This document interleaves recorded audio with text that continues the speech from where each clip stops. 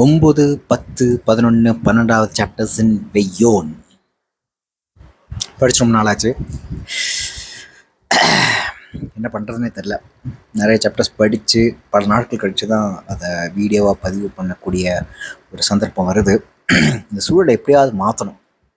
குறைந்தபட்சம் ஒரு 2 chapter 3 chapter உடனுக்குடனே படித்து அதை வீடியோவாக போடும்பொழுது தான் இன்னும் கொஞ்சம் நேர்மையாகவும் ஹானஸ்டாகவும் சொல்ல முடியும்னு நான் நினைக்கிறேன். ஸோ நான் நோட் பண்ணி வச்சிருக்கலாம், கண்டிப்பாக ஞாபகம் இருக்கும் அந்த சாப்டர் என்ன நடந்ததுங்கிறதான அப்படிங்கிறதுக்கான ஒரு ஐடியாலாம் இருக்கும். அந்த சாப்டர் என்ன நடந்தது, என்ன மாதிரியான ப்ரிடாமினன்ட் எமோஷன் அதில் ப்ளே பண்ணப்பட்டது, எந்த கேரக்டர்ஸ்லாம் உள்ள நுழைஞ்சு அவங்களுடைய பாயிண்ட் ஆஃப் வியூஸ் என்ன, ஸோ ஒட்டு மொத்தமாக அந்த சாப்டர் கொடுத்த அனுபவம் என்ன அப்படிங்கிறதுல கண்டிப்பாக வந்து மைண்டில் இருக்கிறதுனால இந்த வீடியோஸ்லாம் வந்து பண்ண முடியுது. But still I feel very very guilty.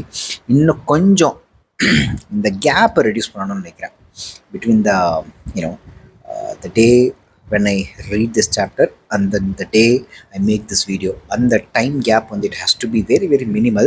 Let me try. Cool. So இந்த 4 சாப்டர்லையுமே 4 சாப்டர்னா ஒவ்வொரு சாப்டர்லேயும் ஒரு கதையாக இல்லை ஒரு பேக்ரவுண்ட் செட்டிங் வந்து கொடுக்கப்பட்டுகிட்டே இருக்குன்னு நினைக்கிறேன்.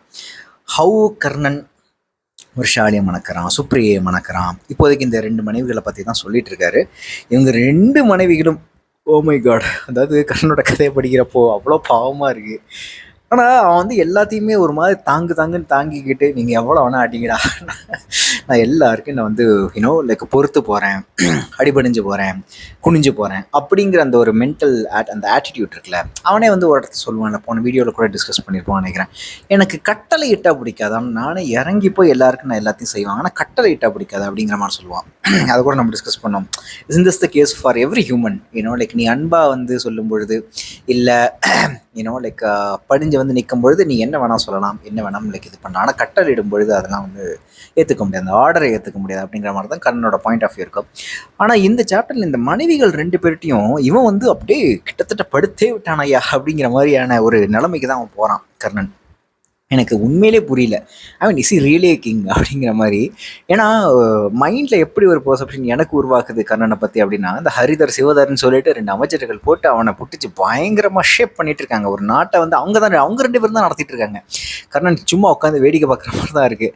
ஸோ என் மைண்டில் கர்ணனுங்கிறவன் ரொம்ப ரொம்ப சாஃப்ட் நேச்சர்டான, ரொம்ப லைக் ஒரு மிகப்பெரிய ஒரு ஆளுமையாக என் மைண்டில் வந்து உட்காரவே இல்லை. இப்போ அந்த போர் களத்தில் அவன் தனியாக நின்று துரியோதனுக்கு பக்கபலமாக நின்று காம்பில்ய போரில் வந்து அப்படி தைரியமாக எல்லாருக்கூட சண்டை போட்ட ஒரு கர்ணன் ஆகட்டும், இல்லை பல இடங்களில் லைக் ஐ திங்க் யாரோட போகும்பொழுது மறந்து போச்சு டக்குன்னு, ஐ மீன் லைக் லாட் ஆஃப் காம்பில்ய போர் தான் நினைக்கிறேன். லைக் அவன் துரியோதன் வந்து கொஞ்சம் லூசுத்தனமாக முடிவுகள் எடுக்கும் பொழுது அவன் டக்குன்னு ரொம்ப விவேகத்தோட ரொம்ப இன்டெலிஜென்ட்டான, ரொம்ப சூழ்நிலைக்கு ஏற்ற மாதிரியான சில முடிவுகள் எடுத்து அந்த போரை வந்து முன் சென்று கொண்டு இருக்கும் பொழுதும் முன் சென்று கொண்டிருக்கும் பொழுதும் அந்த மாதிரியான தருணங்களில் பிடிச்ச கர்ணன் ஆகட்டும், இல்லை அர்ஜுனனோட அப்படி நேருக்கு நேர் ஃபைட்டில் நிற்கிறப்போ லைக் எவன் என்ன வந்தாலும் பரவாயில்ல நான் வந்து நிற்கிறேன்டா அப்படின்னு சொல்லி அர்ஜுனனை ஃபைட் பண்ணி நிற்கும் பொழுதும், பீமன் கிட்ட அடி வாங்கும் பொழுதும் அப்போ உருவான அந்த கரிசனம், அதுக்கப்புறம் துரியோதனன் அவனுக்கு வந்து ஹெல்ப் பண்ணும் பொழுது அவங்க அப்பா வந்து அதிரதனை வந்து அவன் லைக் மகனே அப்படின்னு வந்து சொல்லியிருப்ப அப்பா அப்படின்னு சொல்லி அவன் காலில் விழுறதாகட்டும்,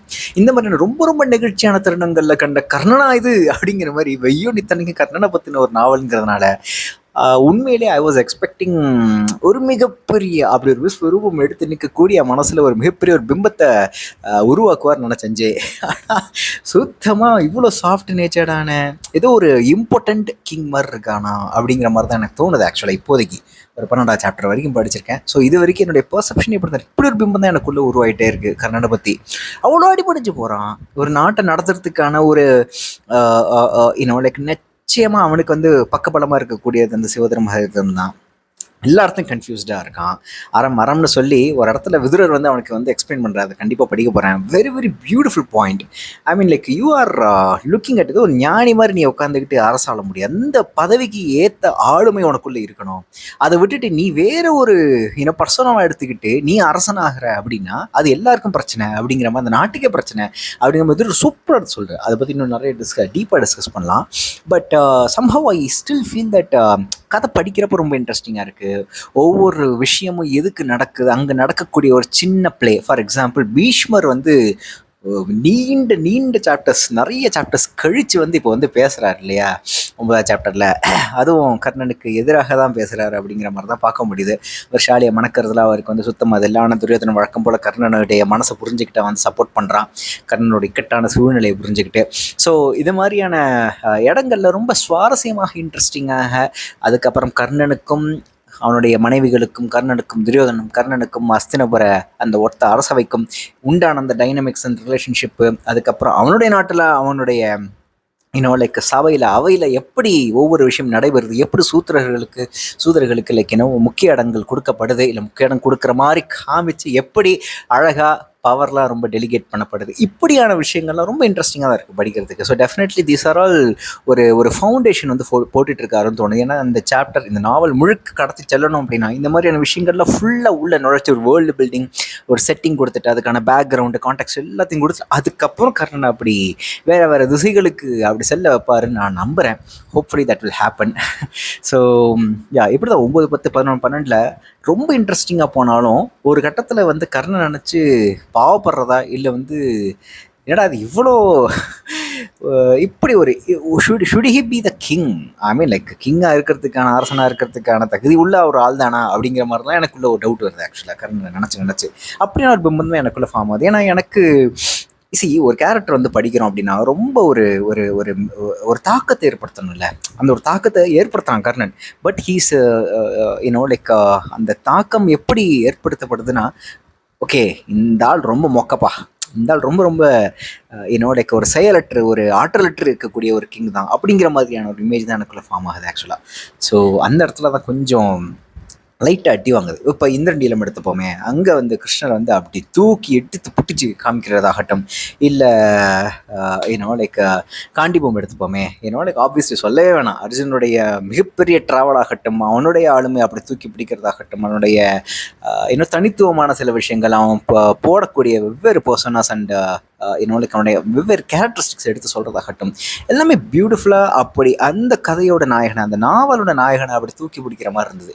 ஆனால் கர்ணனுக்கு கொடையெழுத்து ரொம்ப நைவாகவே இருந்து, இன்னசென்ட்டாகவே இருந்து, எல்லார்கிட்டையும் அடி வாங்குற பாவப்பட்ட ஒரு ஜென்மமாகவே இந்த நாவல் முழுக்க அவன் கர்ணன் தொடர போகிறான் அப்படின்னா எனக்கு ஐ don't know if I have to really like படிக்கிறதுக்கு ஒரு மாதிரி ரொம்ப கஷ்டமாகவும் இருக்கும், இது ஒரு மாதிரி அன்ஃபேராகவும் இருக்கும் அப்படிங்கிற மாதிரி தான் நான் யோசிக்கிறேன். ஸோ இது வரைக்கும் இப்படி போனதுனால இப்படியான ஒரு தாட் ப்ராசஸ் தான் எனக்குள்ளே ஓடிட்டுருக்கு. Hopefully the course of things will change நான் நம்புகிறேன்.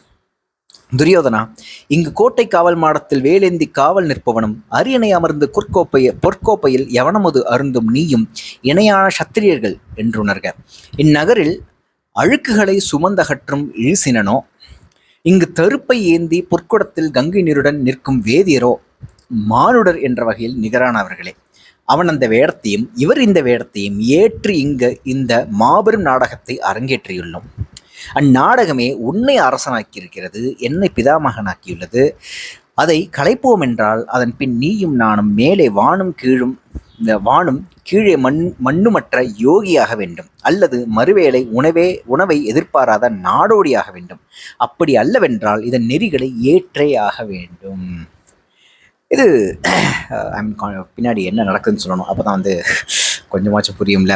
கர்ணன் துரியோதனனோட பார்த்து விஷாலி தான் கல்யாணம் பண்ணிக்கணும் அப்படிங்கிற முடிவெல்லாம் அதிரதனும் லைக் ராதையும் எடுத்த முடிவுனால அங்கே வந்து அதை கம்யூனிகேட் பண்ண பார்க்குறான். முக்கியமாக பானுமதிக்கு அது சொல்லக்கூடிய ஒரு ரொம்ப ரொம்ப அன்கம்ஃபர்டபுளான ஒரு சுச்சுவேஷன், அதுவும் அந்த அரசவையில் தான் சொல்லணும் அப்படிங்கிற மாதிரியான ஒரு சுச்சுவேஷன்.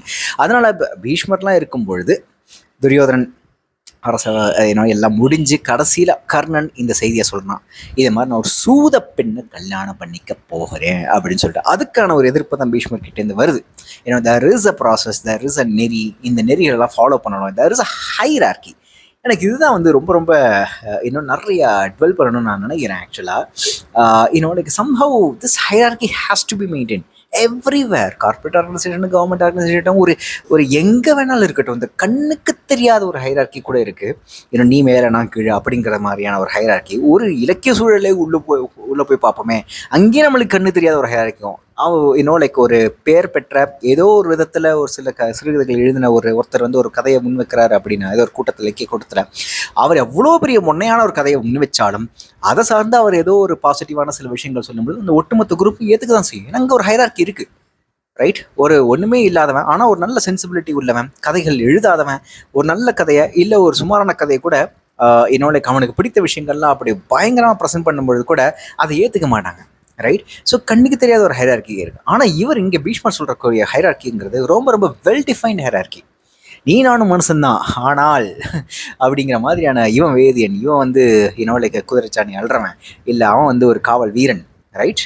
இழிசினன் அப்படிங்கிற மாதிரியான பல ஹைரார்கிஸ், இந்த சோஷியல் ஹைரார்கிஸ்லாம் மெயின்டைன் பண்ண போகிறதுனா நீ அரசனாக இருக்க, நான் பிதாமகனாக இருக்கேன். இந்த ஹைரார்கியை கிடச்சிட்டா என்ன? அது கார்பரேட்லாம் ரொம்ப ஈஸியாக பூர்த்தி பார்க்கலாம்னு நினைக்கிறேன்ல. எல்லாம் சில இடங்கள் என்னுடைய ஃபஸ்ட்டு கம்பெனி பேர் இந்த மியூசிக்மா பிஸ்னஸ் சொல்யூஷன்ஸ்னு மகாமட்டமான ஒரு கம்பெனி. அதாவது எல்லாமே பேரளவில் அன்எத்திக்கல் கம்பெனி. அதுக்கப்புறம் வந்து சுத்தமாக கல்ச்சர்னால் என்ன அப்படிங்கிற கேட்கக்கூடிய ஒரு கம்பெனி, மகாமட்டமான கல்ச்சரான கம்பெனி. அந்த கம்பெனியில் வந்து ஒரு சும்மா ஒரு புருடா விடுவாங்க, இங்கெல்லாம் ஃப்ளாட் ஹைரார்கி இருக்கும் அப்படின்னு வானுங்க. ஆனால் மேலேருந்து ஸ்ட்ரிக்டாக ஆர்டர்ஸ் ஃபாலோ பண்ணப்படும். ஓகேவா? அந்த ஹைரார்கி இல்லாமல் இயங்காது ஒரு ஆர்கனைசேஷன். அதை புரிஞ்சுக்கணும். இந்த ஹைரார்கி இல்லாமல் ஒரு ஆர்கனைசேஷன் எங்கேயே இருக்காது. ஒரு ஃப்ரெஷரையும் வந்து சிஇஓவையும் அப்படி ஃப்ளாட் ஹைரார்கியில் போட முடியும்? பைத்தியகர்த்தனமாக இல்லை. ஆனால் அவங்க வந்து ஒரு சும்மா ஒரு பொய் பிரச்சாரம் மாதிரி தான் அதெல்லாம். சும்மா ஒரு புருடா விட்டு அதெல்லாம் வந்து ஒரு கான்செப்டாக வந்து அந்த கம்பெனியோட சிஇஓ, ஒரு அன்எத்திக்கல் சிஇஓ லைக் இது மாதிரியான சும்மா ஒரு பொய் பிரச்சாரத்தெல்லாம் இது பண்ணி அதுக்கப்புறம் வந்து பொய் சொல்லுவார் லைக் கிளைண்ட்டு கிட்ட. ஏன்னா வந்து நாங்களாம் ரொம்ப நிறைய எக்ஸ்பீரியன்ஸ்டு உள்ள ஒரு ஆள் அப்படிங்கிற மாதிரிலாம் போய் சொல்லுவார். அந்த ஹைரார்கியில் எல்லாரையும் மேலே காமிக்கணும். தன்னோட கம்பெனியில் உள்ளவங்க கிளைண்ட்டு கிட்ட பொய் சொல்லியாவது ஒரு 2 வருஷம் எக்ஸ்பீரியன்ஸ் உள்ள பையனை வந்து 10 வருஷம் எக்ஸ்பீரியன்ஸ்னு சொல்லுன்னு அந்த சிஇஓவை சொல்லுவான். ஸோ இதெல்லாம் வந்து என்னென்னா, இந்த ஒரு ஆர்கனைசேஷன் அந்த ஹைரார்கி இருந்து இல்லை அப்படின்னு சொன்னாங்க. அது மகா மட்டமான ஒரு பொய், சுத்தமாக போய் ஏன்னா அதில் உண்மை கிடையாது. ஒரு குடும்பத்திலே அப்படி தானே இருக்கும். யோசிச்சு பார்த்தோம்னா ஏதோ ஒரு விதத்தில் ஒரு கண்ணுக்கு தெரியாத, இல்லை கண்ணுக்கு தெரியாத, அது ஒரு டிஃபைன்டு ஹைரார்கி இருக்கும். ரைட்? பெற்றவங்களுக்கு கீழே தான் வந்து லைக் பசங்கள்லாம் வளரணும். அந்த ஒரு ஹைரார்கி இருக்குது. அந்த பெற்றோர்கள்லேயே வந்து யார் தாயா தந்தையா யார் வந்து கொஞ்சம் மேலோங்கி இருக்காங்க அப்படிங்கிறதெல்லாம் வந்து ரொம்ப ரொம்ப கண்ணுக்கு தெரியக்கூடிய ஒரு ஹைரார்கி தான். இந்த hierarchy has to be maintain அப்படிங்கிறது தான் வந்து பாயிண்ட், பீஷ்மர் சொல்லக்கூடிய பாயிண்ட். அது ரொம்ப ரொம்ப லாஜிக்கலான, ரொம்ப ரொம்ப ஸ்ட்ராங்கான ஒரு பாயிண்ட்டாக இருந்ததுன்னு நினைக்கிறேன் நான். ரைட்? ஸோ ஆனால் அதையும் மீறி துரியோதன் வந்து கர்ணனுக்கு அவ்வளோ சப்போர்ட் பண்ணுவான். ரைட்? ஸோ ஆனால் அந்த இடத்துல தான் பானுமதி ரொம்ப ரொம்ப அழகாக நுழைஞ்சு இந்த இடத்துல ஒரு பெண்ணுடைய பாயிண்ட் ஆஃப் வியூ எந்த அளவுக்கு சூப்பராக இருக்கும் அப்படிங்கிறது பண்ணிக்கிட்டுமே. ஃபஸ்ட்டு ஒய்ஃப் வந்து சூத பெண்ணாகவே இருக்கட்டுமே, அதுக்கப்புறம் ஒரு சத்திரிய பெண்ணை கூட்டிகிட்டு வந்து அவளை அரசாள வைப்போம். So that like the promise given by Adhirathan is also like satisfied. And also like you will bring like some other சத்திரிய லைக் அரசி நம்ம தூக்கிட்டு வந்துடுவோம். இது வரைக்கும் கரண்ட் எவனும் பொண்ணு கொடுக்கல, போய் தூக்கிட்டு தான் வரணும். தூக்கிட்டு வந்து அவளுக்கு பிறக்க போகிற குழந்தைய தான் வந்து அடுத்தது லைக் இன்னும் ஜென்ரேஷன் ஆஃப்டர் ஜென்ரேஷன் லைக் இன்னும் ஆளட்டுமே அப்படிங்கிற மாதிரியான ஒரு சுமூகமான முடிவு கிடையாது. இது ரொம்ப சிம்பிளான சொல்யூஷன். இந்த சொல்யூஷன் கூட வாடா நீங்கள் யோசிக்க மாட்டீங்க பசங்கள்லாம், அது பீஷ்மர் கூட யோசிக்க மாட்டாரா அப்படிங்கிற மாதிரிலாம் எனக்கு தெரிஞ்சு. என்ன காரணத்தை எல்லாருமே ஈஸியாக 3-4 பொண்ணு வச்சிருக்காங்க. என்னடே நீங்கள் வந்து ஃபஸ்ட்டு ஒரு சூத பெண்ணை கல்யாணம் பண்ணிக்கிட்டேன், அடுத்து வேற ஒரு பெண்ணை கல்யாணம் பண்ணிக்கிட்டு ஒரு சத்திரிய பெண்ணை கல்யாணம் அதில் பிறக்க குழந்தை வந்து ஆளட்டுமே. அது பின்னாடி பிரச்சனை தான் நீ தான் லைக் இது பண்ண சால்வ் பண்ணணும். ஆப்வியஸ்லி பிரச்சனை வரும். சூத பெண்ணுக்கு ஒரு குழந்தை பிறக்கும், சத்திரிய பெண்ணுக்கு ஒரு குழந்தை பிறக்கும். ஆனால் you have to make it very clear to the Vishali, to the first wife, like உன்னோடைய புள்ள வந்து ஆளாது அப்படிங்கிற மாதிரி தான் சொல்லணும். இதில் வந்து என்ன சொல்கிறது, ஏன் பசங்களுக்கு இது கூட தோண மாட்டேங்குது? துரியோதன் தோண மாட்டேங்குது, பீஷ்மர் தோண மாட்டேங்குது, கர்ணனுக்கே தோண மாட்டேங்குது. What is this? நம்ம பானுமதி வந்து சொல்ல வேண்டியிருக்கு இந்த மாதிரி ஒரு சிம்பிளான சொல்யூஷனை. எனக்கு அப்படி தான் தோணுச்சு ஆக்சுவலாக. என்ன இவ்வளோ அறிவுகட்டத்தனமாக இருக்கே அப்படிங்கிற மாதிரி. ஸோ கர்ணன் இனி அதை விவாதித்து என்ன பயன் என்றான். இல்லை, அதில் ஒன்றை சொல்லியாக வேண்டும் என்றார் விதுரர். தன் உறுதியின்மையாலோ தன்னை சார்ந்தவர்களின் உணர்வுகளுக்காகவோ அரசன் முடிவுகளை எடுக்கலாகாது. அரசனின் முடிவுகள் அனைத்தும் ஆற்றலிலிருந்தும் அச்சமின்மையிலிருந்தும் அசையாத உள்ளத்திலிருந்தும் வந்தாக வேண்டும். ஆனால் என்று கர்ணன் பேச தொடங்கவும், நான் அறிவேன், தாங்கள் அச்சத்தாலோ பெருவிழைவாலோ காமத்தாலோ அலைவுறுபவர் அல்ல.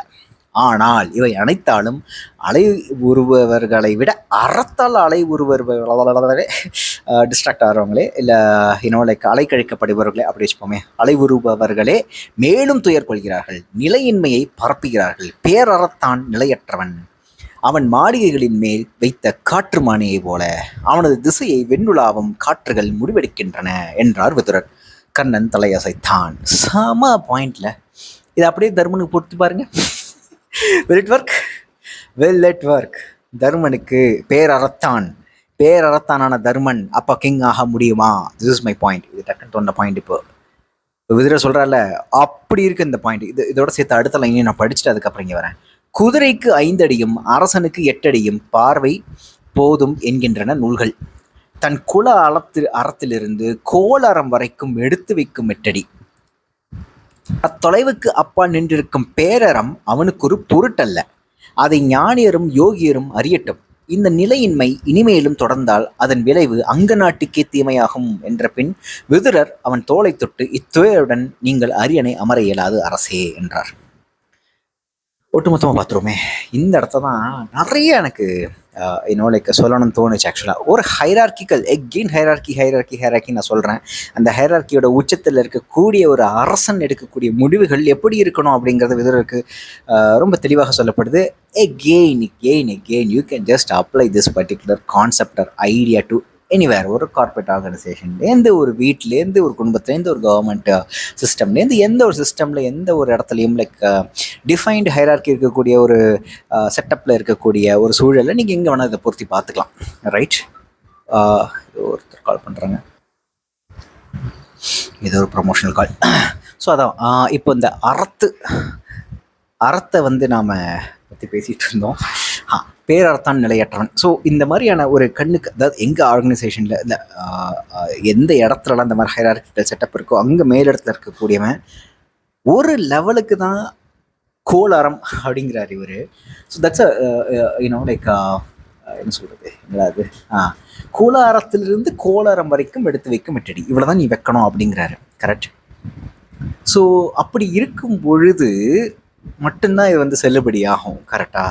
ஏன்னா ஒரு கட்டத்துக்கு மேலே ஒரு சாதாரண ஆர்கனைசேஷனில் ஒரு மிடில் மேனேஜ்மெண்ட் பொசிஷன்லையோ இல்லை ஹை லெவல் பொசிஷனில் இருக்கக்கூடிய ஆட்கள் ரொம்ப ஒரு ஹியூமனிட்டி பேசிஸ்லையும் ரொம்ப ஒரு மிகப்பெரிய ஒரு எத்திக்கல் பேசிஸ்லையும் ஆக்ட் பண்ணுறது, இல்லை ஒரு சப்ஜெக்டிவான தன்னுடைய பர்சனல் பிலீஃப்லேருந்து வந்த ஒரு எத்திக்கல் வேல்யூஸையும் எடுத்துக்கிட்டு அந்த ஆர்கனைசேஷனுடைய வேல்யூஸை நுழைக்க முடியாது.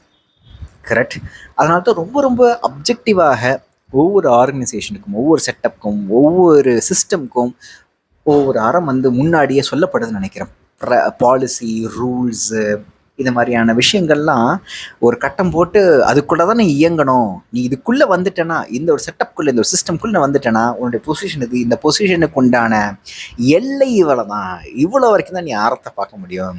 ரொம்ப சிம்பிளாக சொல்லணும் அப்படின்னா, எவனோ ஒருத்தன் வந்து ஒரு 2 மாதம் லீவ் கேட்குறான் அப்படின்னா அந்த எல்லை நீ கடக்க முடியாது. அவன் இது ரொம்ப லைக் இங்கே நார்த் இந்தியாவிலேருந்து வரான், பெங்களூர் வந்து வேலை பார்க்குறான், வந்து அப்பா அம்மாவோட இருக்கணும் பார்க்குறான், 2 மாதம் வேலை கொடுப்போம், இது லீவ் கொடுப்போம் அப்படிங்கிற மாதிரிலாம் சொல்ல முடியாது. ரைட்.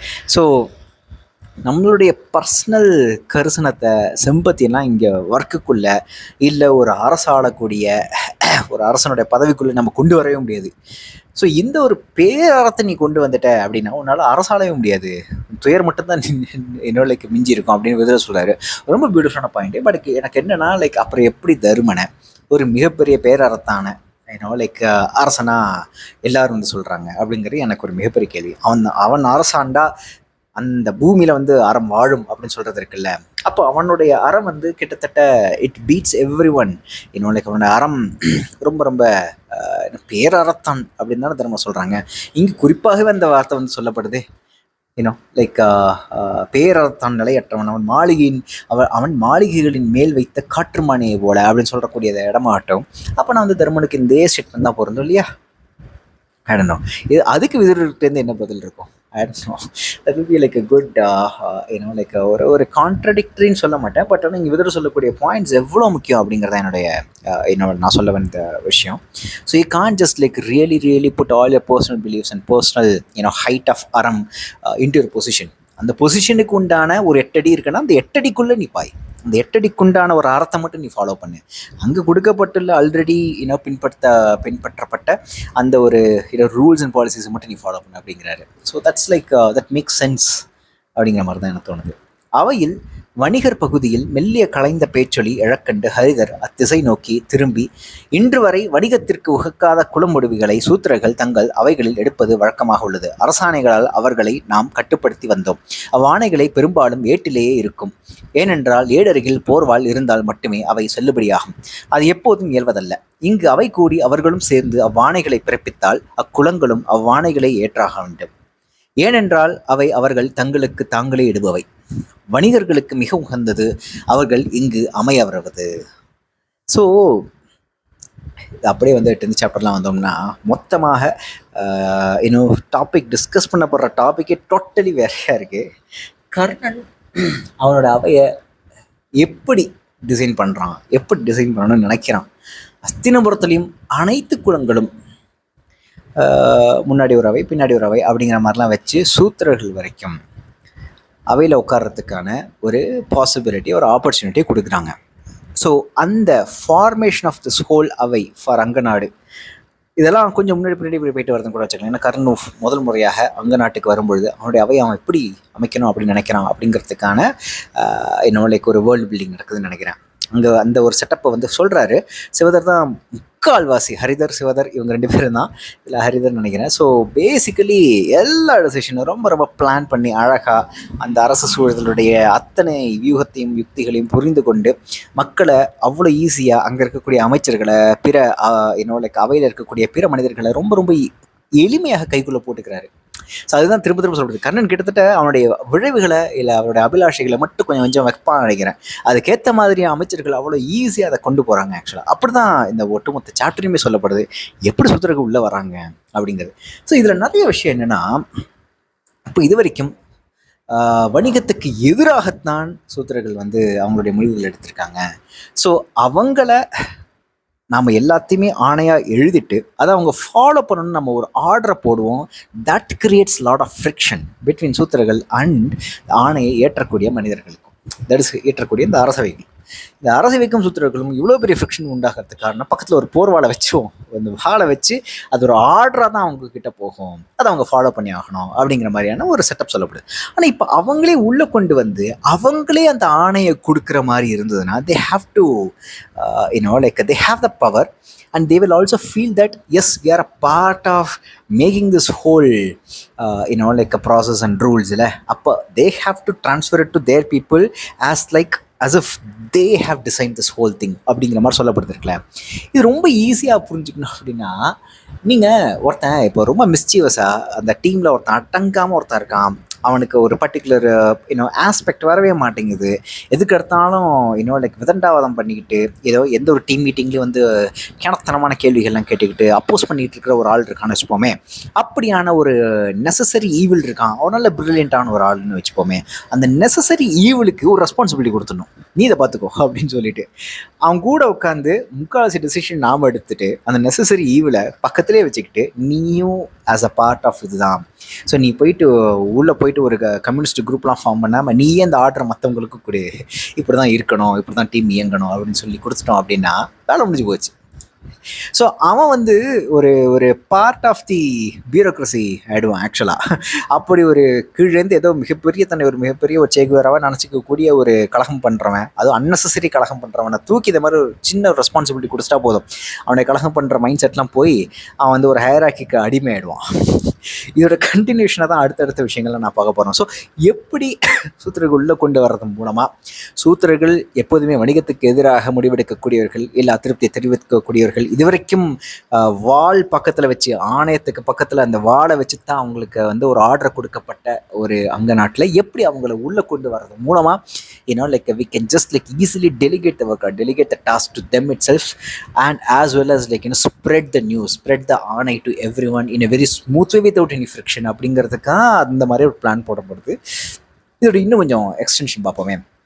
சூத்திரர்கள் எல்லாரையும் உள்ளே கொண்டு வந்துட்டு தட் இஸ் நம்ம சோஷியல் ஹைரார்க்கியில் இருக்கக்கூடிய ஒரு கடைநிலை இல்லை ஒரு ரொம்ப ரொம்ப கடைசி நிலையில் இருக்கக்கூடிய மக்களையும் எடுத்து நம்ம அரசவைக்கு கொண்டு வந்து அவங்களுக்கு ஒரு பவர்னு ஒன்று கொடுத்து அவங்க ஒரு முக்கியமான ஆள் அப்படின்னு அவங்கள நம்ப வைக்கிறது மூலமாக என்னெல்லாம் நடக்கும் அப்படிங்கிறது அடுத்தடுத்து சொல்லப்படுது. இங்கே ஒரு முறை இங்கு ஒரு முறை வந்தவர்கள் இனி அவையில் தங்களுக்கு இடம் தேவையில்லை என்று முடிவெடுக்க மாட்டார்கள். அத்தனை பேரிடமும் இருக்கும் பதவி விருப்பை நாம் பயன்படுத்திக் கொள்ள முடியும் என்று ஹரிதர் தொடர்ந்தார். கூடையில் இட்ட பொருட்களை குலுக்கினால் அவையே ஒன்றுடன் ஒன்று முட்டி மோதி புகுந்தும் விலகியும் தங்கள் இடங்களை அமைத்துக் கொள்ளும். அதற்குரிய காலத்தை அளிப்பதே நமது பணி. ஹரிதர் இருக்காரு, I was like so impressed. இப்படி எல்லாவா இருக்க வேண்டும் அப்படின்ட்டு ஒவ்வொரு மிகப்பெரிய ஒரு அரசாங்கத்துக்காகட்டும், ஒரு கவர்மெண்ட் ஆகட்டும், ஒரு ஒரு ஒரு சிஸ்டம், ஒரு ப்ராசஸ் ஆர் ஒரு ஆர்கனைசேஷன், எங்கே ஒரு மிகப்பெரிய ஒரு குரூப்பு அதுக்கான ஒரு தலைமை பதவி எகெயின் ஒரு ஹைரார்கிக்கலாக ஒரு விஷயம் இயங்குதோ, அங்கே டாப்பில் இருக்கக்கூடிய ஒருத்தருக்கு இந்த மாதிரியான ஒரு கன்னிங்கான ஒரு ஆள் தேவை.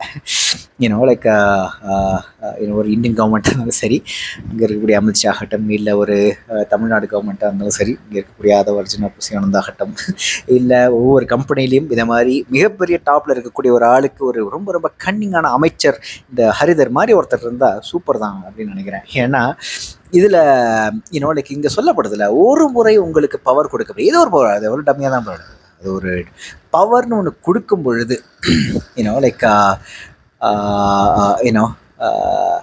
அப்படி கொடுக்கும் பொழுது அதை விட்டுட்டு விலகிறதுக்கான ஒரு மனசே அவங்களுக்கு அமையாது. ஏதோ ஒரு விதத்தில் அவங்க அட்ஜஸ்ட் பண்ணி அந்த இடத்துல தகுந்தாப்புல உட்காந்துப்பாங்க அப்படிங்கிறது தான் இங்கே சொல்லப்படுது. அடுத்ததான் இன்னும் இன்ட்ரெஸ்டிங்கான விஷயம், உண்மையிலேயே அவை அரசுகள் தான் என்றார் ஹரிதர். இருபுறமும் கூர்மை கொண்ட வாள் என்று அதை சொல்வார்கள். நாம் அளிக்கும் பட்டத்தை கொண்டு தங்கள் குலத்தை முழுமையாக அவர்கள் கட்டுப்படுத்துவார்கள். பட்டத்தை அளித்தமைக்காக நமக்கு நன்றியுடன் இருப்பார்கள். ஒரு தருணத்திலும் நமக்கு எதிராக ஒரு சொல்லையும் அவர்கள் சொல்ல முடியாது. ஏனென்றால் அப்படி சொன்னால் அவர்களை அரசராக்கிய நம் சொல்லை மறுத்தவர்கள் ஆவார்கள். நம் ஆட்சியை மேலும் மேலும் உறுதியாக்குவது அவர்களின் கடமை. இல்லையேல் அவர்கள் உறுதி கொள்ள முடியாது. சான்ஸே இல்லை. இது எகெயின் அண்ட் அகெயின் இது ஒரு டாப் ஹைரார்கிக்கல் மைண்ட் செட். ரொம்ப ரொம்ப உயரத்தில், அந்த ஒரு கட்டமைப்பில் ரொம்ப ரொம்ப உயரத்தில் இருக்கக்கூடிய மனிதர்களுடைய மைண்ட் எப்படி இயங்குது அப்படிங்கிறதுக்கான, மனம் எப்படி இயங்குது, அவங்களுடைய வியூகம் எப்படி, யுத்திகள் எப்படி இயங்குது அப்படிங்கிறதுக்கான ஒரு பெஸ்ட் எக்ஸாம்பிளாக நான் பார்க்குறாங்க. ஏன்னா ஒன்ஸ் நம்ம பவர் கொடுத்துட்டோம் அப்படின்னாலே அவங்க பார்ட் ஆஃப் அஸ், ரைட்? நீ அந்த பக்கம் இல்லை, நீ எதிர்க்கிறவன் இல்லை, நீ ஒரு ஒட்டுமொத்த ஜனத்தொகையில் ஒரு சாதாரண ஒருத்தன் இல்லை, நீ அதோட லீடராக இருக்கையில், இந்த லீடராக இருக்குன்னு நான் உனக்கு ஒரு ஸ்டேட்டஸ் தரேன், நான் உனக்கு ஒரு பவர் தரேன், நீயும் அரசன் தான், உண்மையிலேயே அவை அரசுகள் தான் அப்படின்னு நம்ப வைக்கிறாங்க. நீ உன்னுடைய குலத்துக்கு நீ தான் அரசன் அப்படிங்கிற மாதிரியான ஒரு நம்ப வச்சு, நான் சொன்ன மாதிரி பவரெல்லாம் அப்படி கொடுத்து ஆணைகளை பிறப்பித்து அவங்க மூலமாகவே அவங்களுடைய ஒவ்வொரு குலத்துக்கும் அந்த ஆர்டரை அப்படி டெலிகேட் பண்ணுறது, அதில் பாஸ் பண்ணுறது, இன்ஃபர்மேஷன் பாஸ் பண்ணுறது, ஆணைகளை பாஸ் பண்ணுறது இருக்குல்ல. So that means like there will be less fiction. அதே நேரத்தில் அவங்க அந்த பர்டிகுலர் சிஸ்டம்க்கு, இல்லை அந்த ஒரு ஆர்கனைசேஷன், அந்த ஹைரார்கிக்கல் ஸ்ட்ரக்சருக்கு உண்மையாக இருக்கிற வரைக்கும் தான் அவங்களோட பதவியும் இருக்கும். ஸோ அவங்க கடமை ரொம்ப ரொம்ப லாயலாக இருக்கக்கூடியது மட்டும்தான், வேறு வழியே கிடையாது. அவங்க பதவியும் வேணும். அப்போ அந்த பதவி வேணும்னா தங்களுக்கு பதவி அளித்த அந்த அரசவையை, இல்லை அந்த டாப் ஆஃப் த ஹைரார்கி எதுவுமே சொல்ல முடியாது அப்போது. ஸோ அப்படி ஒரு லாக்கில் மாட்டிக்கிறதுனாலேயே ஈஸியாக தங்களுடைய எல்லா விஷயங்களும் ஈஸியாக பூர்த்தி செஞ்சுக்கிறாங்கல்ல டாப்பில் இருக்கிறவங்க, ஹைரார்கியில் டாப்பில் இருக்கிறவங்க. ஸோ நிறைய இடங்களில் நான் யோசிக்கிறது என்னென்னா, ப்ரமோஷன் கொடுக்குறாங்கல்ல, ஒவ்வொரு ஆர்கனைசேஷன் ஆகட்டும், இல்லை ஒரு கவர்மெண்ட் சிஸ்டம் ஆகட்டும், இல்லை வேறு எந்த இடத்துலையுமே ஒரு சின்ன ப்ரமோஷன், ஒரு டிஃபைன்டு ப்ரமோஷன் கொடுக்கறதுக்கான லைக் காரணங்களே, இப்போ நீ என்னோட வந்துட்ட, லைக் டாப்பில் இருக்கிற அப்படி தான் இருக்கும், இப்போ நீ என்னுடைய ஒரு பகுதி, ஆனால் நான் சொல்கிறது முழுசாக கேட்கக்கூடிய ஒரு ஸ்லேவ் தான், நீ என்னுடைய ஸ்லேவ், ஆனால் நீ ஒரு தலைவன், உனக்கு கீழே இருக்கிற எல்லாருக்கும் நீ ஒரு தலைவன், ஏன்னா நீ இப்போ ப்ரமோட் ஆகிட்ட. ஓகே, நீ ப்ரமோட் ஆனதுனாலே நான் சொல்கிறது செய், இந்த குறுகிய வட்டத்துக்குள்ளே நீ வந்துட்ட, இந்த குறுகிய வட்டத்தில் எடுக்கப்பட்ட அத்தனை முடிவுகள் நீ போயிட்டு சொல்லு. ப்ரமோஷன் கொடுக்கறது சில விஷயங்கள், சில நேரங்கள் இதுக்காக மட்டும்தான்.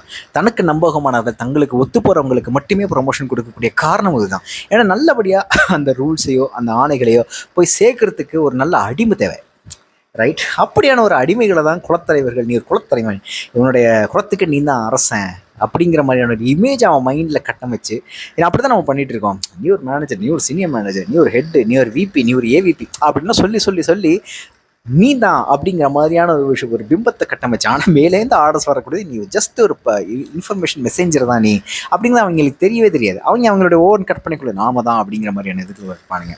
ஸோ அப்படி நமக்கு அடிபணிந்து போகக்கூடிய, அதே நேரத்தில் நம்மளை கவுக்காத, நம்மளுக்கு ரொம்ப ரொம்ப லாயலாக இருக்கக்கூடிய ஒரு மக்கள்லேருந்து ஒருத்தனை பொறுக்கி எடுத்து அவனை நம்ம கைக்குள்ளே போட்டுக்கிட்டு, ஹைரார்கி ஒரு கைக்குள்ளே போட்டுக்கிட்டு, அதுக்கப்புறம் தனக்கு தேவையான அத்தனை விஷயங்கள் செய்கிறது அந்த ஆர்கனைசேஷன், இந்த அரசவையோட, அந்த அரசுடைய ஒரு கன்னிங்கான சூழ்ச்சின்னு கூட சொல்லலாம். ஆணைகளின் எழுத்து வடிவங்கள் ஒவ்வொரு குடித்தலைவருக்கும் ஓரிரு நாட்களுக்குள் வந்து சேர்ந்தன. அவற்றை அவர்கள் தங்கள் குடிகளுக்கு அரசாணைகளாக கொண்டு சேர்த்தனர். முன்னரும் அப்படித்தான் அரசாணைகள் வந்து கொண்டிருந்தன. இப்போது தாங்களே ஆணைகளை விடுத்ததாக அவர்களால் குடிகளிடம் சொல்லிக்கொள்ள முடிந்தது. ஓலைகளின் மறு வடிவங்களில் அக்குடித்தலைவர்களே அரச முத்திரையுடன் கைச்சாத்திட்டனர். அந்த ஓலைகள் தொடக்கத்தில் அவர்களுக்கு பெரும் கிளர்ச்சியை அளித்தன. பின்னர் அவை இயல்பாக ஆயின. அவை மறுக்கப்படுகையில் அவர்கள் சினம் கொண்டிருந்தனர். ஸோ புதுசாக பவர் வந்த உடனே கிடைக்கக்கூடிய அந்த ஒரு கிளர்ச்சி, அந்த ஒரு எக்ஸைட்மெண்ட், நாம் சொல்கிறத வந்து எல்லாரும் கேட்குறாங்களே, லைக் ஒரு ஆர்டர் பாஸ் பண்ணப்படுது தன்னால் அப்படின்னா அந்த ஆர்டர் தானே வந்து உருவாக்குன மாதிரியான ஒரு பிம்பம், ஒரு ஒரு சின்ன ஒரு இல்யூஷன் அவன் மனசுக்குள்ளே இருக்கும்ல. ஸோ நிறையா எக்கச்சக்க மை காட் இதெல்லாம் வந்து ஐயோ எப்படி இது கார்பரேட்டில் இருக்கிறதுனால கார்பரேட்டுங்கிறேன். பட் எந்த ஒரு ஹைரார்கிக்கல் சிஸ்டம்லையும் இதுதான் இயங்கும் இல்லையா. மேலேருந்து வரக்கூடிய ஒரு ஆர்டர் நம்மளுக்கு ஒரு மிடில் மேனேஜ்மெண்ட் எஸ்பெஷலி அவனுக்கு அந்த ஆர்டர் சொல்லப்பட்டு அவன் அந்த மற்ற எல்லாருக்கும் கேஸ்கேட் பண்ண போடும்பொழுது, அந்த இன்ஃபர்மேஷனை கேஸ்கேட் பண்ண பொழுது தானே அந்த ஒரு இன்ஃபர்மேஷன், அந்த ரூல்ஸ், அந்த பாலிசி, அந்த புது ஸ்ட்ராட்டஜியை உருவாக்குன மாதிரி அவன் உருவாக்கி சொல்லணும். தன்னோட மக்களுக்கு டிஃபெண்ட் பண்ணணும். அந்த மேலே இருக்கிறவங்க எல்லாரையும் டிஃபெண்ட் பண்ணணும். இந்த மிடில் மேனேஜ்மெண்ட்டில் இருக்கிறவன்லாம், முக்கியமாக இந்த மிடில் மேனேஜ்மெண்ட் இருக்கிறவன் தான் வந்து பாவம், ரொம்ப பாவம். அவன் வந்து ஃபுல் அண்ட் ஃபுல் டிஃபெண்ட் பண்ணணும். எவனாவது கீழேருந்து ஒருத்தன் கேள்வி கேட்டாலும் இல்லை இது இப்படித்தான், இது கரெக்டு தான், ஆர்கனைசேஷன் எடுத்துக்கூடிய இந்த ஒரு ஸ்ட்ராட்டஜி கரெக்டு தான் அப்படிங்கிற மாதிரி டிஃபெண்ட் பண்ணி ஆகணும். இப்போ ரீசெண்டாக என்னோட ஆர்கனைசேஷனில் கூட அடுத்த 5 வருஷத்துக்கான ஒரு ஸ்ட்ராட்டஜியை கொடுத்துட்டு இதுதான் ஸ்ட்ராட்டஜி, போய் உன்னோட டீமுக்கு போய் நீ சொல்லு அப்படின்னு சொன்னாங்க. எனக்கு அந்த ஸ்ட்ராட்டஜிக்கு சம்மந்தமே கிடையாது. என்னடா ஏதோ சும்மா தீரடியாக வளர்றீங்க. ஆனால் I have to take responsibility and I have to go and tell all my 20 team members that this is the organisation strategy. நம்ம இதெல்லாம் நோக்கி வந்து லைக் நோக்கி சொல்லணும். அடுத்த 5 வருஷத்தில் நம்ம இங்கே இருக்கணும், நம்மளுடைய விஷன் இதுதான் அப்படிங்கிற மாதிரிலாம் நான் போய் சொல்லணும். நிறைய கேள்விகள் வந்தாலுமே நான் வந்து டிஃபெண்ட் பண்ணணும். இல்லை இதெல்லாம் இப்படி இல்லை, இப்படிலாம் குதர்க்கமான கேள்வி கேட்காத அப்படிலாம் எடுத்து நான் வந்து ஆர்கனைசேஷனுக்கு சப்போர்ட்டிவாக நான் பேசணும். அப்படி எவனாவது என்னை வந்து கேள்வி கேட்டானா நான் இன்னும் ஸ்ட்ராங் ஆகிறேன்.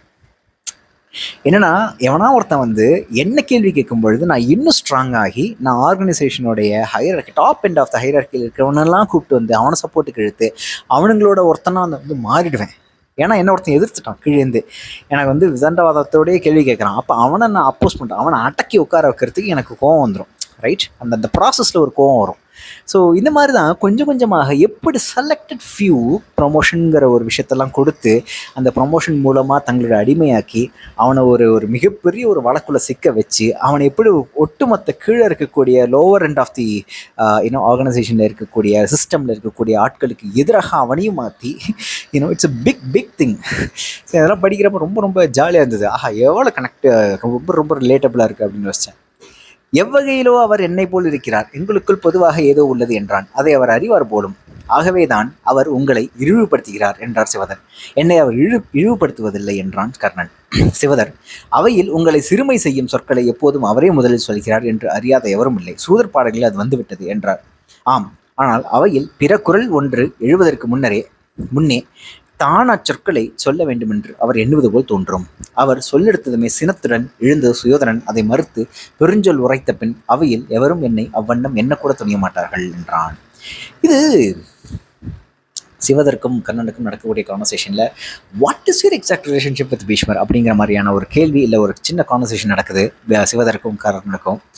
ஏன் பீஷ்மர் ஒன்று எதிர்த்துக்கிட்டே இருக்காரு அப்படிங்கிற மாதிரி தான ஒரு ஒரு ஒரு கேள்வி முன்வைக்கப்படுது சிவதர். அந்த இடத்துல கர்ணனுடைய பாயிண்ட் ஆஃப் வியூ ரொம்ப ரொம்ப டிஃப்ரெண்ட்டான ஒரு பாயிண்ட் ஆஃப் வியூ. அவர் உண்மையிலே என்னை எதிர்க்கலை. Is actually safeguarding me. எப்படி இது எப்படி புரிஞ்சுக்கிறேன்னா அப்படின்னா, எனக்கு இப்போது ஒருத்தரோடைய ஒரு கொலீகை வந்து ரொம்ப பிடிக்குதுன்னு வச்சுப்போம். எல்லாமே வந்து ரொம்ப ஆஃபீஸோட கனெக்டபிளாக தான் பேச முடியுது, ரிலேட்டபிளாக தான் இருக்குது. ஆனால் ஆக்சுவலாக ஸோ இல்லை ஒரு குடும்பத்திலே கூட வச்சுப்போம். எனக்கு ஒருத்தரை பிடிக்குது அப்படின்னா, ஒரு அப்பாவுக்கு ஆஃபீஸ்க்கு வேணவா வேறு ஏதாவது குடும்ப செட்டப்பில் சொல்லுவோமே அது இன்னும் ஈஸியாக இருக்கும். ஒரு அப்பாவுக்கு ஒரு 5 பிள்ளைங்க இருக்காங்க. அதில் ஒரு பிள்ளை ரொம்ப மிஸ்டீவஸாக எப்போ பார்த்தாலும் வந்து எதாவது தப்பு பண்ணிக்கிட்டு எல்லாரும் முன்னாடியும் அசிங்கப்படக்கூடிய, இல்லை எல்லாராலையும் லைக் திட்டு வாங்கக்கூடிய ஒரு பையனாகவே ஒருத்தன் இருக்கான்னு வச்சுப்போமே. ஆனால் அப்பாவுக்கு அவனை வந்து ரொம்ப பிடிக்கும் அந்த பிள்ளைய அப்படின்னா, எல்லாரும் முன்னாடி அவமானப்படுறதை பார்க்க முடியாமல் முதல் வார்த்தையை முதல் திட்டே வந்து அந்த அப்பா கிட்டேருந்து வந்து அதுக்கு உடனே எல்லாரும் வந்து கொஞ்சம் கரிசனப்பட்டு இவ்வளோ திட்டாரு, இதெல்லாம் தேவையில்லை அப்படின்னு சொல்லி வேற யாரையும் திட்ட விடாமல் பார்க்கக்கூடிய ஒரு அன்பு இருக்குல்ல, அப்படியான ஒரு அன்பு தான் வந்து பீஷ்மருக்கு இருக்குது என் மேலே அப்படின்னு கர்ணன் வந்து உணர்றான். இட்ஸ் அ வெரி சட்டில் திங்கில். ஐ மீன் நம்ம யூஸ்வலாக பார்க்கக்கூடிய விஷயந்தான். லைக் நம்மளுக்கு ரொம்ப பிடித்தவங்களை நாம் முதல்ல திட்டி அந்த இன்டென்சிட்டியை குறைச்சிரும் எல்லாருக்கும் முன்னாடியும். So that no one else, இல்லை அவனுக்கு சப்போர்ட் பண்ணக்கூடிய யாராவது ஒருத்தர் ரொம்ப தைரியமாக எழுந்து திட்டுவாங்க, அதை நாம் பொறுத்துக்கலாம். ஆனால் நம்மளுக்கு ரொம்ப பிடிச்சவன் இல்லை பிடித்தவள் வந்து சேவ் பண்ணப்படணும், அவங்கள நம்ம சேவ் பண்ணணும் அப்படிங்கிற மென்டாலிட்டியோடய நாம் முதல்ல ஒரு கிரிட்டிசிசம் வச்சு அந்த ஒட்டுமொத்த இன்டென்சிட்டி ஆஃப் த ரூமையும் நான் வந்து குறைப்போம்ல. அந்த மாதிரி ஒரு விஷயம் தான் பீஷ்மர் ஒவ்வொரு தடவும் பண்ணுறாரு அப்படின்னு கர்ணன் சொல்கிறான். ரொம்ப பியூட்டிஃபுல்லாக இருந்தது. அது ஒரு அழகான ஒரு அன்பு இருக்குல்ல அந்த இடத்துல. ரொம்ப பியூட்டிஃபுல்லான ஒரு லவ்னு நினைக்கிறேன், ஒரு அஃபெக்ஷன் தான் நினைக்கிறேன். அது போக போக பீஷ்மனுக்கும் கர்ணனுக்கும் ஒரு கான்வர்சேஷன் இருந்து அந்த இடத்துல பீஷ்மருடைய ஒட்டுமொத்த இந்த ஒரு ஒரு இன்க்ளினேஷன் டுவர்ட்ஸ் கர்ணன் ஏன் அப்படின்னு புரிஞ்சா நல்லா இருக்கும்னு நினைக்கிறேன். சிவதர் ஆனால் என்று தொடங்க, அவன் அவரை பார்க்காமல் 100 முறை அவளை என் நெஞ்சோடு அணைத்து உன் துயரை நான் அறிகிறேன், என்னை பொறுத்தொள்க என்று சொல்லியிருக்கிறேன். ஒவ்வொரு முறையும் என் நெஞ்சில் தலை சேர்த்து உடல் ஒடுக்கி விம்மி அழுவாள். கண்ணீர் ஓய்ந்ததும் மீள மீள இன்சொற்களால் எனக்கு உறுதி சொல்வாள். ஆனால் எளிய பெண் மறுநாளே எழும் ஓர் அவமதிப்பு போதும். நெஞ்சில் புண்படுவாள். மீண்டும் அதையே நிகழ்த்துவாள். முடிவின்றி அவளிடம் பணிந்து செல்வதையும் பொறுத்தருள கோருவதையுமே இதுநாள் வரை செய்து வந்திருக்கிறேன். இனியும் அதையே செய்ய வேண்டியிருக்கும் என்று உணர்கிறேன் என்றான். இது விஷாலி கிட்ட. அதாவது 2 ஒய்ஃபுக்கிட்டையுமே அவன் ஒரே மாதிரி தான் பொறுத்தருள கோருவதையே செய்து கொண்டிருக்கிறான் கர்ணன். அவ்வளோதான். It's a simple message. ஆனால் இந்த இடத்துல விஷாலியோடைய அந்த ஒரு ஒரு எளிய மனம் இருக்குல்ல, அப்படி ஒரு வெகுண்டிழுந்து கர்ணனுடைய நெஞ்சில் அப்படி இப்போ என்னோட முகத்தை புதைச்சி கண்ணீர் விட்டு பயங்கரமாக அழுன்னு அழுதுன்னு எல்லாரும் வந்து ரொம்ப இல்ட்ரீட் பண்ணுறாங்கங்கிற மாதிரியான ஒரு செல்ஃப் விக்டிமைஸ் பண்ணிக்கிட்டு அதன் மூலமாக வரக்கூடிய ஒரு சுய பச்சாதாபத்தில் அழுறா. சரி, இனிமே ஒன்றும் பிரச்சனை இல்லை, என்னோட இன்சொற்களால் எனக்கு உறுதி சொல்வாள். கண்ணீர் ஓய்ந்ததும் மீள மீள இன்சொற்களால் எனக்கு உறுதி சொல்வாள். என்னோட அதெல்லாம் முடிஞ்சு புலம்பி தள்ளி அரட்டெல்லாம் முடிஞ்சதுக்கப்புறம் அடுத்த நாளே வேற ஒரு சின்ன ஒரு விஷயத்தில் திரும்ப அவரோட மனசு கொண்டு போகிறதுக்குள்ள ஒரு எளிய ரொம்ப ரொம்ப எளிய ஒரு மனதுடைய ஒரு ஒரு ஒரு கிளிம்ஸை காமிச்சிட்டு போகிறார். ஸோ விஷாலி வந்து எந்த அளவுக்கு அவ ஏதோ இந்த ஒரு பேராலே whatever she is going through அப்படிங்கிறது ரொம்ப ஈஸியாக தெரிஞ்சு போயிடுது. ரைட். அதே மாதிரி அடுத்தது சுப்ரியை பற்றி நிறையா சொல்லப்படுது. கசந்த புன்னையுடன் சிவதரை நோக்கி, ஒரு முறை உன் முகம் ஏன் அப்படி சொல்லிக்கின்றது என்று கேட்டேன். சீறி முகம் சிவந்து என்னை நோக்கி என்னவென்றா, குதிரைச்சாணி மானம் கமழ்கிறது அதனால் என்றாள். அவள் உளம் சுருங்குவதை என்னால் உணர முடிந்தது. அவளிடமும் மீண்டும் மீண்டும் பொறுத்தள்ளவே கூறுகிறேன். சதுரங்கத்தில் அதையும் நான் ஆட வேண்டியிருக்கிறது என்றான். இது செகண்ட் ஒய்ஃபு சுப்ரியை வந்து ஓ மை காட், இது எப்படி நான் விட்டேன். இந்த 9th 12th சாப்டரில் வரைக்கும் இருக்கக்கூடிய ஒரு மிகப்பெரிய ஒரு ஷாக்கிங்கான சர்ப்ரைசிங்கான நியூஸே சுப்ரியைக்கு ஒரு கலிங்க நாட்டு அரசி, கலிங்க நாட்டுடைய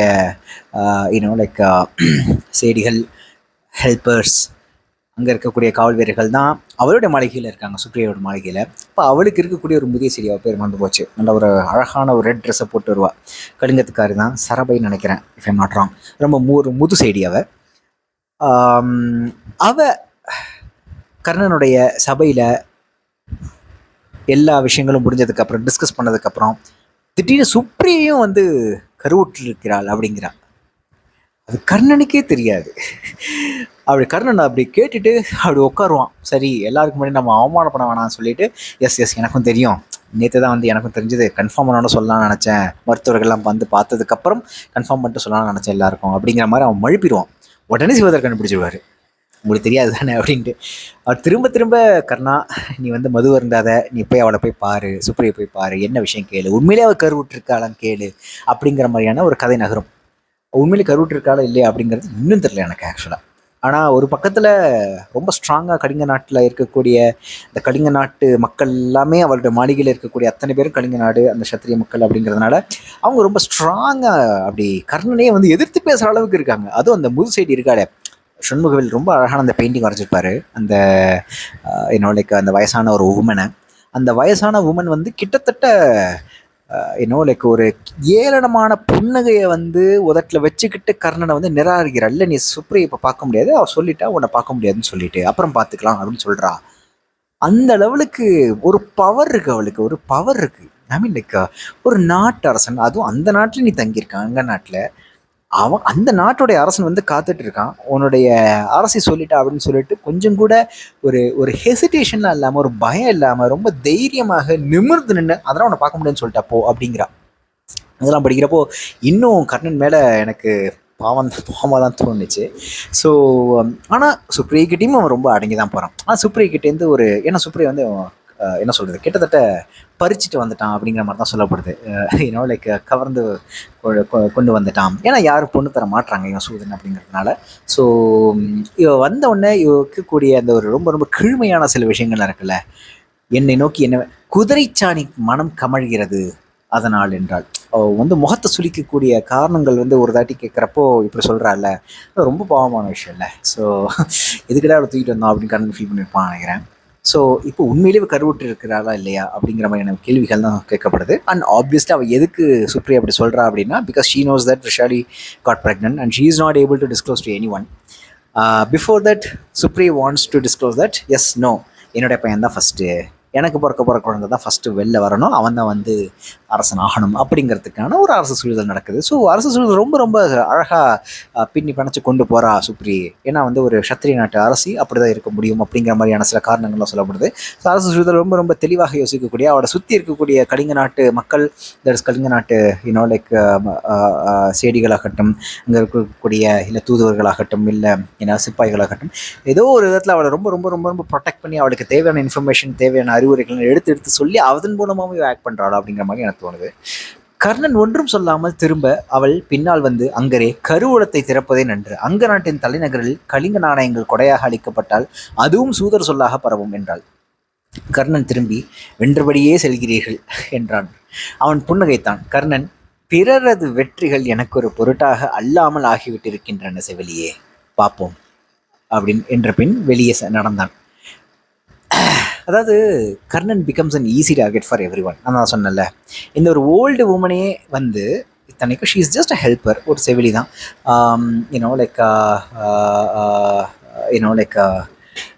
சேடின்னு சொல்லிட்டேன்னா பேசிக்கலி ஹெல்ப்பர்னே சொல்லலாமே. ஸோ இந்த லைக் சுப்ரி கூடவே இருக்கக்கூடிய இந்த ஓல்டு உமனே கர்ணனை அப்படி ரொம்ப ரொம்ப லைக் ஒரு மாதிரி ஏளன புன்னகையோட அவனுடைய ரெக்வஸ்டெல்லாம் ரிஜெக்ட் பண்ணுறதாகட்டும், அதெல்லாம் பார்க்க முடியாது, அரசியோட ஆணை எல்லாம் உள்ளே வரக்கூடாது அப்படின்னு ஆர்டர் போடுறதாகட்டும், இதெல்லாம் ஒரு பக்கம் இருந்தாலும் கர்ணன் ஒரு கட்டத்துக்கு மேலே வென்றபடியே செல்கிறீர்கள், கருவூலத்தை இங்கேருந்து எடுத்துப்பீங்க, கலிங்க நாட்டு கருவூலம்னா திறக்கக்கூடாது, இது அங்கேருந்து வரக்கூடாது, அது ரொம்ப கேவலமாக மாறிடும், ஸோ அங்கே நாட்டு கருவூலத்தை எடுத்து நம்ம செலவு பண்ணோம் இந்த ப்ரெக்னன்சி டைமில், இது மாதிரி சொல்லியாச்சு. இவன் சொல்லக்கூடிய ஒரு விஷயம் இருக்குல்ல, பிறரது வெற்றிகள் எனக்கு ஒரு பொருட்டாக அல்லாமல் ஆகிவிட்டு இருக்கின்றன செவிலியே. That's a very very great it's easy to be a very naive good hearted person நினைக்கிறேன். அப்படி இருக்கும்பொழுது யோசிச்சு பார்ப்போமே, like somewhere you will feel that இப்படி ஒரு ரொம்ப ரொம்ப நைவாகவும் குட் ஹார்ட்டட் பர்சனாகவும் இருக்கும் பொழுது யாராவது நம்மளை தோக்கடிச்சா கூட அது ஒரு பொருட்டாகவே நம்மளுக்கு இருக்காது. தோக்கடிச்சிட்டு போ, என்னப்போ எனக்கு ஒரு விஷயமே இல்லையே அப்படிங்கிற மாதிரியான ஒரு நிலைமைக்கு தள்ளப்படுறது இருக்குல்ல. ஒன்று அப்படியான ஒரு மனப்பாங்குடைய, அப்படியான ஒரு ஆட்டிடியூடுடைய, உண்மையிலே மிக மிக இயல்பாகவே ரொம்ப நேச்சுரலாக ஸ்பான்டேனியஸாகவே அப்படியான ஒரு மனசை தாங்கிட்டு இருக்கிறவங்களுக்கு உண்மையிலே தான் தோக்கப்படும் பொழுது, தன்னை யாரோ வெல்லும் பொழுது ஒரு விஷயமும் அவங்களுக்குள்ள ஒரு சலனமும் இருக்காது, அப்படியே கடந்து போயிட்டே இருப்பாங்க. ஒரு ஞானியருக்கு உண்டான ஒரு மனநிலை மாதிரி இருக்கும்னு நினைக்கிறேன். ஆனால் இங்கே அப்படி இல்லையோன்னு தோணுது. கர்ணனுக்கு லைக் கர்ணனுக்கு கிட்டத்தட்ட அவனை ஏதோ ஒரு இடத்துல ஒரு கிங் ஆகக்கூடிய ஒரு அபிலாஷியம் அவனுக்கு இருந்திருக்கு, அதனால தானே ஏற்றுக்கிட்டான். ஸோ அப்படியா ஒரு கிங்காக இருக்கும் பொழுதும் கூட அவன் அவமானப்படுறதாகட்டும், ஒரு சாதாரண ஒரு ஓல்டு உமனுக்கு முன்னாடி ஒரு கலிங்க நாட்டிலேருந்து ஒரு ஹெல்ப்புக்கு வந்த அந்த ஓல்டு உமனுக்கு முன்னாடி அவமானப்படுறதாகட்டும், தன்னுடைய எந்த ஆணையும் எங்கேயுமே செல்லுபடியாகாததாகட்டும், தன்னுடைய சொந்த மக்களாலே அவன் கொஞ்சம் இழிந்து பார்க்கப்படுறதாகட்டும், தன்னை குலத்தால் எல்லாமே அவனுடைய அந்த குலம் குலம் குலம் குலம் குலம் சூதர் குலத்திலேருந்து வந்த ஒரு காரணத்தினாலே அவன் இவ்வளவு எழுச்சிகளுக்கு ஆளாகும் பொழுது he is forced to become that naive good-hearted man அப்படிங்கிற மாதிரியான ஒரு சின்ன ஒரு ஹைப்போதசிஸ் எனக்குள்ள இருக்கு. Because otherwise how will you go through the situation? You will just sit and cry. No, you can't. You just have to just cross through it. Either பக்குவத்தோடு அதை cross பண்ணி சிரிச்சுக்கிட்டு அப்படி ஒரு அழகான ஒரு புண்ணையை சிந்திக்கிட்டு நீ போயிடலாம், அப்படி தான் இருக்கான். பட் அவன் அட் த சேம் டைம் உள்ளுக்குள்ளே எல்லாத்தையும் அது கொடுக்கக்கூடிய அத்தனை அவமானங்களை, அத்தனை சிறுமைகளையும் அவன் வாங்கிக்கிட்டு அந்த லைக் கூனி குறுகள் அப்படின்னு சொல்ல முடியாது, அத்தனை வலியையும் தாங்கிக்கிட்டு he is like crossing through. So somehow he is forced to become that நீ என்னை எவ்வளோ வேணால் அடிச்சு நொறுக்கு, பிரச்சனை இல்லை. பிறரது வெற்றிகள் எனக்கு ஒரு பொருட்டே இல்லாமல் ஆகிறதுக்கான ஒரு மனநிலைக்கு நான் போயிட்டேன். I have been forced to go into that mindset அப்படிங்கிற மாதிரியான ஒரு விஷயமாக தான் நான் பார்க்குறேன். ஸோ இட்ஸ் லைக் ஒரு ஃபோர்ஸ்டாக இப்படி ஒரு கேரக்டரிஸ்டிக் எடுத்துக்கிறது இருக்குல்ல. ஸோ அந்த இடத்துல தான் என்னோட கர்ணன் வந்து ஏன் இவ்வளோ ஃபோர்ஸ்டாக இருந்திருக்கணும், இட்ஸ் லைக் ஒரு மாதிரி ஃபோர்ஸ்டாக போயிட்டான் அந்த ஒரு மைண்ட் செட்டுக்கு. ஸோ அதர்வைஸ் ரொம்ப இயல்பாகவே அப்படி இருக்கக்கூடியவங்களுக்கு தான் அந்த ஒரு நெய்வ் பியூர் மைண்ட் செட் இருக்கும். But somehow Karnan is just defeated in front of everyone அப்படிங்கிற மாதிரி தான் எனக்கு தோணுச்சு. கடைசி 45 நிமிஷம் ஆயிடுச்சு. Oh my God. அவனை தொடர்ந்து நடந்தபடி சிவதர் சிந்து நாட்டு அரசருக்கு பறவை தூது சென்றிருக்கிறது என்றார். கர்ணன் என்று ஜெயத்ரதனுக்கா என்றான். அவன் உடல் சற்று குறுகியது. அவரது கண்களை நோக்க முடியாமல் விழி அலைய இங்கிருந்து சுப்ரையிடம் இருந்தா என்றான். ஆம், முதற் செய்தி அவருக்குத்தான் என்றார் சிவதர். அவன் தன் உடலை உள்ளத்தால் பற்றி முழு விசையாலும் திருப்பி அவரை நோக்கினான். அவர் விழிகளை சந்தித்தான். அவை மெல்லிய துயருடன் இருந்தன. புன்னகைத்தபடி கர்ணன், கருவுற்ற பெண்கள் காதலர்களைத்தான் எண்ணிக்கொள்வார்கள் என்று ஒரு சூதல் பாடல் உண்டல்லவா என்றான். இதுதான் ஒரு height of defeat. Oh my God. Jayadrathan, Sindhu நாட்டு அரசன் ஜெயத்ரதனுக்கு தான் சுப்ரியை வந்து தான் கருவுற்றிருக்கிறத முதல் செய்தி அனுப்பியிருக்கா. நம்ம போன வீடியோ சொன்னோம்ல, ஐ மீன் லைக் ஒரு சென்டிமெண்டலான ஒரு விஷயம் இருக்குது. தன் மனைவி வந்து கருவுற்று இருக்கும் பொழுது முதல் செய்தி தன்னுடைய கணவனுக்கு தானே சொல்லணும்னு எதிர்பார்ப்பான். அது ஒரு like they both are involve, obviously they only have to know first அப்படிங்கிற மாதிரியான ஒரு ஒரு ஒரு சின்ன சென்டிமெண்டாலிட்டி இருக்குல்ல. இதெல்லாம் கடந்து இவ ஜெயத்ரதன் சொல்கிறா. ஆனால் கர்ணன் ரொம்ப நான் சொன்னல, he is forced to become that very naive pure man. என்னால் எதுவுமே செய்ய முடியாது, நீ என்னை எவ்வளோ வேணா அடிச்சுக்கோ, மற்றவனுடைய வெற்றி எனக்கு பொருட்டே இல்லை, நீ என்னை தான் வெற்றி கொள்றியா, ஓகே இட்ஸ் ஓகே அப்படிங்கிற மாதிரியான ஒரு மனநிலைக்கு போயிட்டான். அவன் சிரிச்சுக்கிட்டே கருவுற்ற பெண்கள் காதலர்களைத்தான் எண்ணிக்கொள்வார்கள் என்று ஒரு சொல் பாடம் இல்லவா அப்படின்னு சொல்கிறதாகட்டும். ஆனால் அதுக்கப்புறம் ஒரு சின்ன ஒரு ஒரு ஒரு வில்லன்தனமான ஒரு புன்னகை அவனுக்குள்ளே வருது.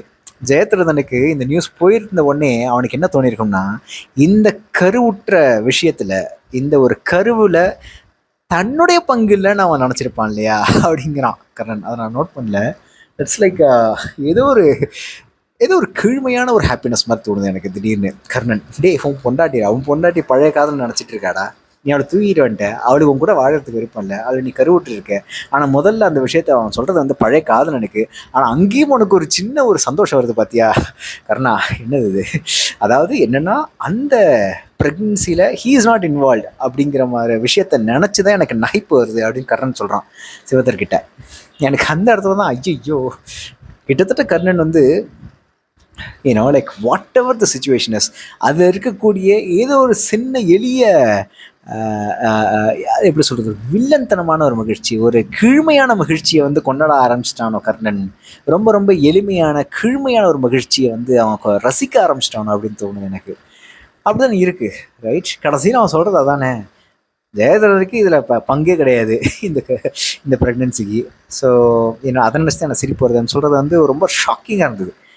கர்ணன் மாதிரியான ஒரு அரசன், கர்ணன் மாதிரியான கொடைவள்ளல் தன்மை, ஒரு மனம் கொண்டவன், இப்படியே ஒரு கீழ்மையான ஒரு மகிழ்ச்சியை வந்து என்ஜாய் பண்ணுறது வேறு வழி இல்லை அவனுக்கு. This is what he can do right. It's a totally messed up fucked up situation for கர்ணன்ல. So I don't know what will happen in the future. Hopefully some fights will come. ஒரு பீஷ்மருக்கும் கர்ணனுக்கும் உண்டான ஒரு சில ஒரு conversation வரும்னு நான் நம்புகிறேன். துரியோதனுக்கும் கர்ணனுக்கும் உண்டான ஒரு ரொம்ப நிகழ்ச்சியான ஒரு உச்சகட்ட லைக் நாடகங்கள், ஒரு ப்ளே, ஒரு ட்ராமா நடக்கும்னு நினைக்கிறேன். பார்ப்போம். Hopefully those things will happen.